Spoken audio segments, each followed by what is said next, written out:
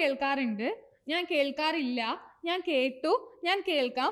നമ്മൾ ഡെയിലി ലൈഫിൽ യൂസ് ചെയ്യുന്ന കുറച്ച് സെന്റൻസസ് അല്ലേ, ഇതിനൊക്കെ എങ്ങനെ ഇംഗ്ലീഷിലോട്ട് മാറ്റാൻ നോക്കാം.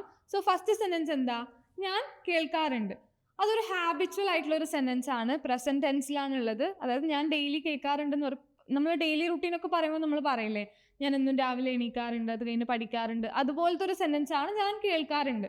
ഇവിടെ നമ്മൾ കേൾക്കുക എന്നുള്ളത് ജസ്റ്റ് ഒരു ഫിസിക്കൽ ആക്ട് ആയിട്ടല്ല, പക്ഷെ ആക്റ്റീവ്ലി കേൾക്കുന്നുണ്ടെന്നുള്ള ഒരു മീനിങ്ങിലാണ് എടുക്കുന്നത്. അതുകൊണ്ട് തന്നെ നമ്മൾ പലതും കേൾക്കുമല്ലോ, പക്ഷെ ലിസൺ ചെയ്യുക എന്ന് പറയുമ്പോഴാണ് കുറച്ചും കൂടെ ഇവിടെ അതിനൊരു മീനിങ് ഉണ്ടാകുന്നത്. സോ ഞാൻ കേൾക്കാറുണ്ട് എന്നുള്ളതിന് ഐ ലിസൺ എന്ന് പറയാം നമുക്ക് സിമ്പിൾ ആയിട്ട്. ഐ ലിസൺ വേണം, നമുക്ക് ഐ യൂഷ്വലി ലിസൺ എന്നൊക്കെ പറയാം, പക്ഷെ ഐ ലിസൺ എന്ന് പറയുന്നത് മതി, അത്രയും മതി. ഞാൻ കേൾക്കാറുണ്ട്, ഐ ലിസൺ. അതിപ്പം ഹിയറിങ്, കേൾക്കുക എന്ന് പറയുന്ന ഒരു ഫിസിക്കൽ ആക്ട് ആണെങ്കിൽ ഐ ഹിയർ എന്നായാലും മതി. പക്ഷെ അങ്ങനെ ഈ പറഞ്ഞ പോലെ ആ ഒരു ഫിസിക്കൽ ആക്ട് എന്നുള്ളതല്ല, ലിസൺ ചെയ്യാന്ന് പറയുമ്പോൾ നമ്മൾ കുറച്ചും കൂടെ ആക്റ്റീവായിട്ട് കേൾക്കുകയാണെന്നുള്ള രീതിയിലാണ് വരുന്നത്. I listen.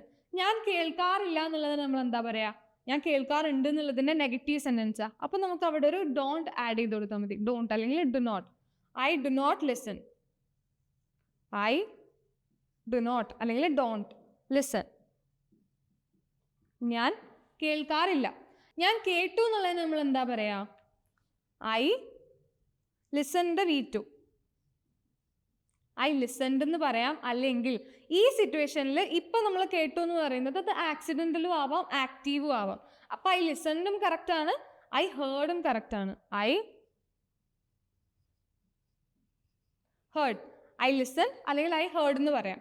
ഞാൻ കേൾക്കാം എന്നുള്ളതിന് നമ്മൾ എന്താ പറയാ, ഞാൻ ഫ്യൂച്ചറിൽ കേൾക്കാം, ഞാൻ നാളെ കേൾക്കാം എന്നൊക്കെയാണ് പറയുന്നത്. അപ്പൊ ഐ വിൽ ലിസൺ ആണ് വരിക. I will listen. ഞാൻ കേൾക്കണമായിരുന്നു എന്ന് പറയുമ്പോൾ അത് എന്താ, നമ്മളൊരു കാര്യം ചെയ്യണമായിരുന്നു പക്ഷെ അത് ചെയ്തില്ല, ചെയ്യാത്തതിലൊരു റിഗ്രറ്റ് വന്നു. അത്തരം സിറ്റുവേഷനിലാണ് ഞാനത് കേൾക്കണമായിരുന്നു പക്ഷെ അത് കേട്ടില്ല, അത് കേൾക്കണമായിരുന്നു, അത് കേൾക്കാത്തതുകൊണ്ടാണ് ഇങ്ങനെ സംഭവിച്ചതൊക്കെ വരുന്ന അത്തരം സിറ്റുവേഷൻസിലാണ് നമ്മളത് യൂസ് ചെയ്യുക. അവിടെ നമ്മൾ ഷുഡ് ഹാവ് ആണ് യൂസ് ചെയ്യുക. I should have listened. ഞാൻ കേൾക്കണമായിരുന്നു. ഷുഡ് ഹാവ് എന്നുള്ളത് ഒന്നിച്ചാണ് നമ്മളിങ്ങനെ ഷുഡ് ഹാവ് എന്ന് എഴുതിയിട്ടുള്ളത്. ഷുഡ് ഹാവ് ആണ്. I should have listened. ഞാൻ കേൾക്കുകയാണ് എന്നുള്ളതിന് നമ്മൾ എന്താ ഇംഗ്ലീഷിൽ പറയാന്നുള്ള കാര്യം നിങ്ങൾ കമൻറ്റ് ഡൗൺ ചെയ്യുക. ഈ ഒരു വീഡിയോ യൂസ്ഫുൾ ആയിട്ട് ഫീൽ ചെയ്യുകയാണെങ്കിൽ നിങ്ങളുടെ ഫ്രണ്ട്സിനും ഫാമിലിക്കും ഷെയർ ചെയ്യുക. Thank you. English Mitra. Stop worrying, start learning.